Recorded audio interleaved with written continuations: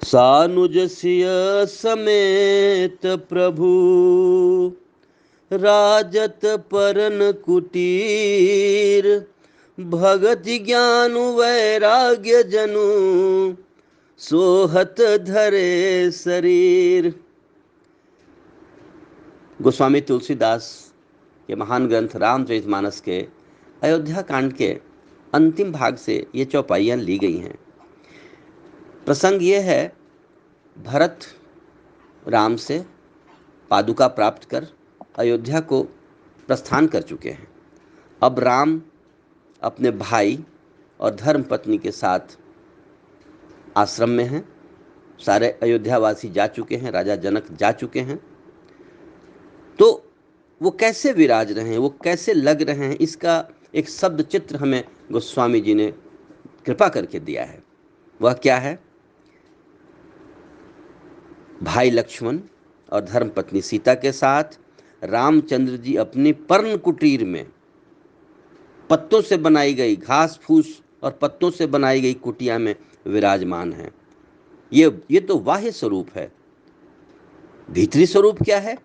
भगति ज्ञान वैराग्य जनूस सोहत धरे शरीर। सीता जी भक्ति की प्रतीक हैं, रामचंद्र ज्ञान के प्रतीक हैं और लक्ष्मण का जीवन वैराग्यमय है। तो ये तीनों कैसे सुशोभित हो रहे हैं? जैसे भक्ति ज्ञान और वैराग्य ने शरीर धारण कर लिया हो और कुटिया को सुशोभित कर रहे हैं। भक्ति ज्ञान और वैराग्य पर्सनिफाइड हो गए हैं। तो यहाँ इस चौपाई में पूरी की पूरी आर्ष परंपरा, पूरी की पूरी भारतीय चिंतन, भारतीय ऋषि जीवन को प्रकट कर दिया गया है।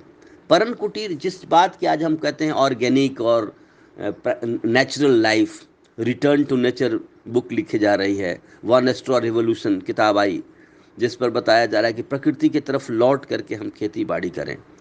ये बात यहाँ पहले ही बता दी गई है कि हमारे जो प्रभु थे उनको पर्ण कुटीर बड़े प्रिय थे।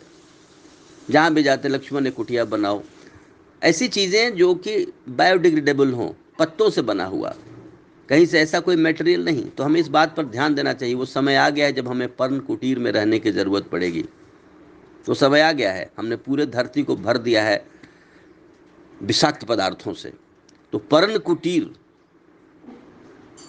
घास, मिट्टी, घास, पत्ते, बांस से बने हुए कुटिया में श्री राम हैं।